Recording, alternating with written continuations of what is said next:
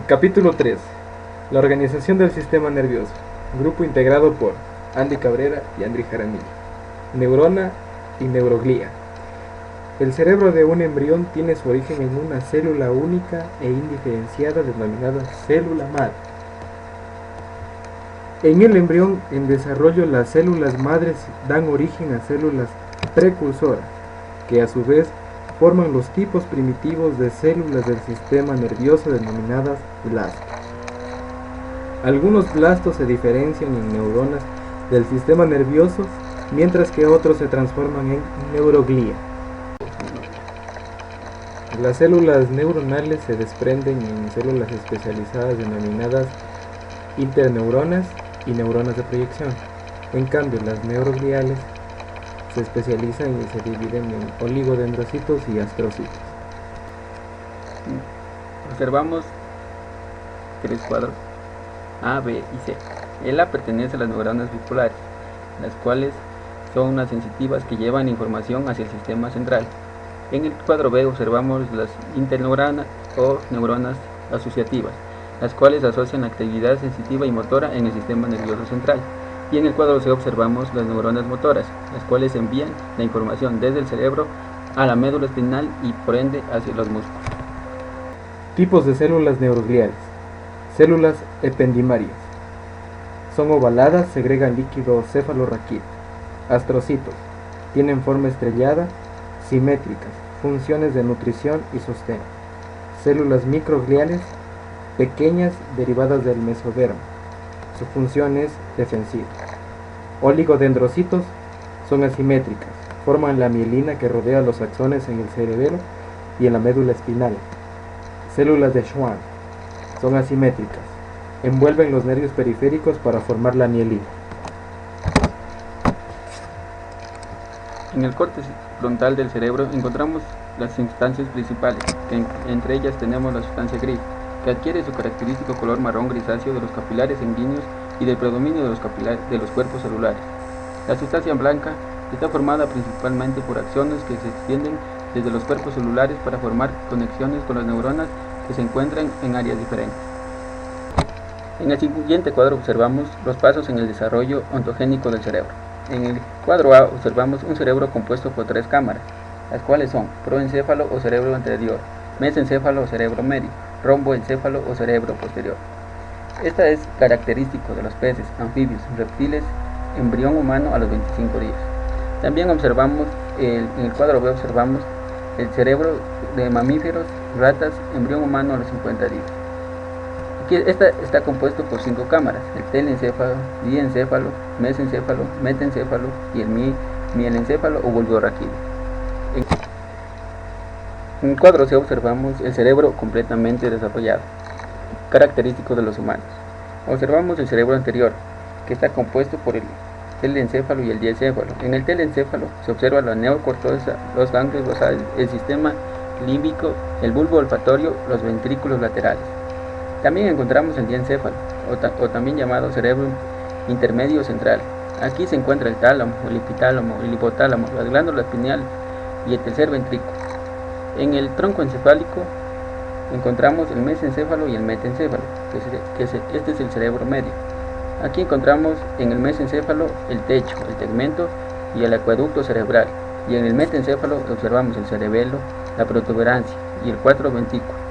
También observamos el mielencéfalo o bulborraquídeo. Aquí se observa la médula oblongata y cuarto ventrículo y la médula espinal. El cerebro comienza como un tubo e incluso después de plegarse y madurarse, su interior continúa siendo hueco. Las 4 bolsas prominentes que se originan después del plegamiento de este hueco interior se denominan ventrículos y están enumeradas del 1 al 4. Los primeros ventrículos, los ventrículos laterales 1 y 2, son los que forman una especie de laguna en forma de C, debajo de la corteza cerebral, y mientras que los ventrículos 3 y 4 se extienden dentro del tronco encefálico y se encuentran ocupados en su totalidad por el líquido cefalorraquídeo. En el gráfico se muestra la organización en segmentos del cuerpo humano.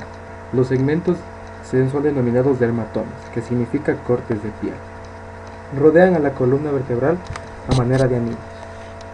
La médula espinal está dividida en 4 nervios: nervios cervicales, nervios torácicos, nervios lumbares y nervios sacros. Cada uno se subdivide. Como podemos ver, los nervios cervicales son del C1 al C8, nervios torácicos de T1 a T2, y los nervios lumbares de L1 a L5 y los nervios sacros de S1 a S5. En el gráfico podemos observar un corte de la médula espinal. Las fibras que ingresan en la parte posterior de la médula espinal transmiten información desde los receptores sensitivos del cuerpo. Estas fibras convergen a medida que ingresan a la médula espinal, formando un haz de fibras denominado asta posterior.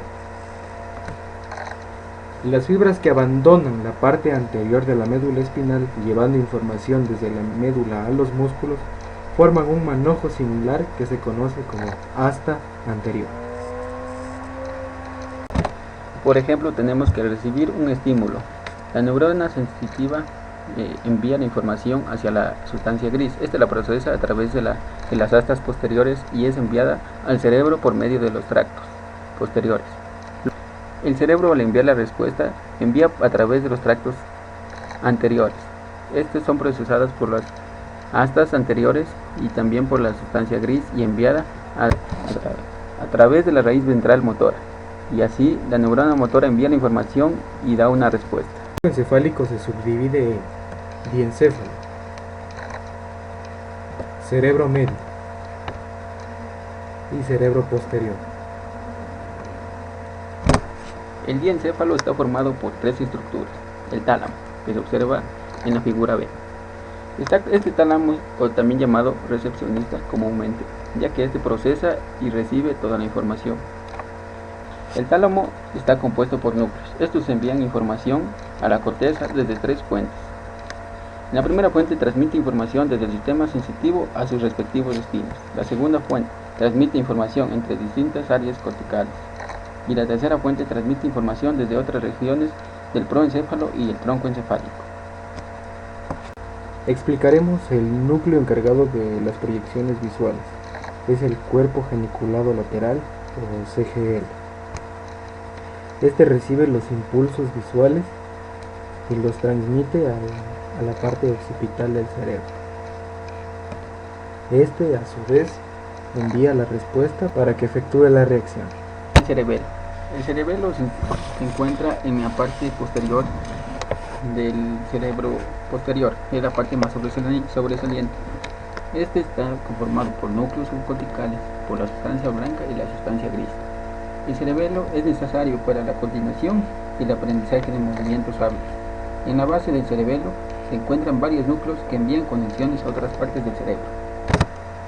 Los nervios craneales transportan información sensitiva desde los sistemas sensitivos especializados que se encuentran en la cabeza, y muchos tienen núcleos en el tronco encefálico y envían axones hacia los músculos de la cabeza.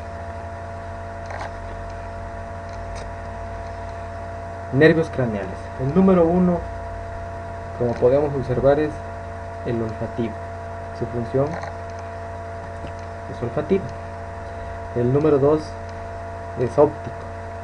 Su función es la visión. El número 3 es oculomotor. Es encargado de los movimientos oculares. El número 4 es troclear. Se encarga de los movimientos oculares. El número 5 es trigémino, encargado de movimientos masticatorios. El número 6 es abductor, encargado de movimientos oculares. El número 7 es facial, encargado de movimientos faciales. El número 8, vestíbulo coclear, encargado de la audición. El número 9, glosofaringio, encargado de la lengua y faringe. El número 10, nervio vago. Su función interviene en corazón, vasos sanguíneos, vísceras, movimientos de la laringe y de la faringe. El 11º es el accesorio espinal, encargado de los músculos del cuello y bíceps. El 12º es el hipogloso, encargado de los músculos de la lengua. En la presente figura vemos la corteza cerebral, que está compuesta por dos hemisferios, casi simétricos, el izquierdo y el derecho, que se encuentran separados por la fisura longitudinal. Cada hemisferio está dividido o subdividido por cuatro partes, que son por cuatro lóbulos, que son lóbulo frontal, que está delimitado en su zona posterior por el surco central y en su parte inferior por la cisura lateral y en su parte media por la circunvolución del cíngulo. El límite anterior del lóbulo parietal es el surco central y el límite inferior es la cisura lateral. El lóbulo temporal en su parte posterior está limitado por la cisura lateral y sobre la superficie lateral del cerebro no existen límites definidos entre el lóbulo occipital, que se encuentra en la parte posterior. En la presente figura se muestra la ubicación de algunas de las fisuras, surcos y circunvoluciones más importantes. Podemos observar que existen 4 circunvoluciones principales en el lóbulo frontal: frontal superior, frontal media, frontal inferior y precentral, ubicada frente al surco central. Existen 5 circunvoluciones principales en el lóbulo parietal: lóbulo superior e inferior, el post central ubicado detrás del surco central, el supramarginal y el angular, uno a cada lado de la cisura central. El lóbulo temporal presenta 3 circunvoluciones: superior, media e inferior. Solo el surco central es evidente en la zona de la corteza occipital en esta vista lateral. En el presente cuadro observamos el mapa de proyecciones. Las zonas más oscuras indican áreas de proyección primaria, las cuales reciben información desde los sistemas sensitivos o proyectan a los sistemas motores de la médula espinal. Aquí lo que reciben sería aferencia y lo que emiten los sistemas motores serían eferencia. Las zonas intermedias representan las áreas secundarias. Las regiones sin sombrear son las zonas asociativas de las órdenes superiores o áreas terciarias. Las flechas indican que la información fluye desde las áreas sensitivas primarias hacia las secundarias y desde las áreas motoras secundarias a las primarias. La información también fluye desde las áreas secundarias a las asociativas y entre las áreas asociativas de los lóbulos. Los mapas de la corteza basados en la estructura celular se denominan mapas citoarquitectónicos. Capa de células eferentes. Las capas 5 y 6 envían axones a otras áreas del cerebro. Capa de células aferentes. La capa 4 recibe axones desde los sistemas sensoriales y desde otras áreas corticales. Capa de células de asociación. Las capas 1 y 2 y 3 reciben aferencias principalmente desde la capa 4. En resumen, las áreas sensitivas están compuestas por células de la capa 4, las áreas motoras contienen células de las capas 5 y 6 y las áreas asociativas contienen células de las capas 1, 2 y 3. En el presente imagen observamos el mapa de Brodmann. Él realizó un mapa sin especificar un orden, un origen. Este incluye solo distintas maneras de proyectar diferentes zonas del cerebro según su función. Brodmann enumeró las diferentes funciones según él iba encontrando. En la función de la visión encontramos el número 17, que es la primaria, y secundaria el número 18, 19, 20, 21, 37.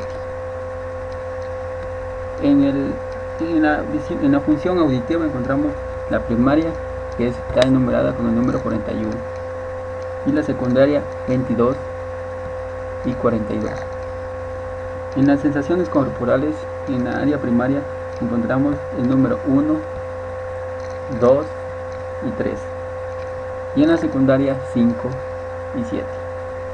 En la función sensitiva terciaria encontramos 7, número 7, 22, 37, 39 y 40. En la función motora tenemos primaria, que es la número 4, secundaria número 6, movimientos número 8, oculares número 44 y habla. Y la motora terciaria tenemos el 9, el 10, la región 11, 45, 46 y 47. En este gráfico podemos observar conexiones entre varias regiones del cerebro. La mayor parte de las conexiones interhemisféricas unen puntos homotópicos, puntos contralaterales que se corresponden uno con otro en las estructuras cerebrales. Por lo tanto, las comisuras actúan como una cremallera donde une los dos lados de la representación neocortical del mundo y del cuerpo al mismo tiempo. Las dos comisuras interhemisféricas principales son el cuerpo calloso y la comisura anterior. La corteza también realiza otros tipos de conexiones dentro de sí misma. Las células de cualquier área, por ejemplo, pueden enviar axones a las células en una estructura subcortical como el tálamo, y a las células de esta estructura a su vez pueden enviar sus axones a alguna otra área cortical.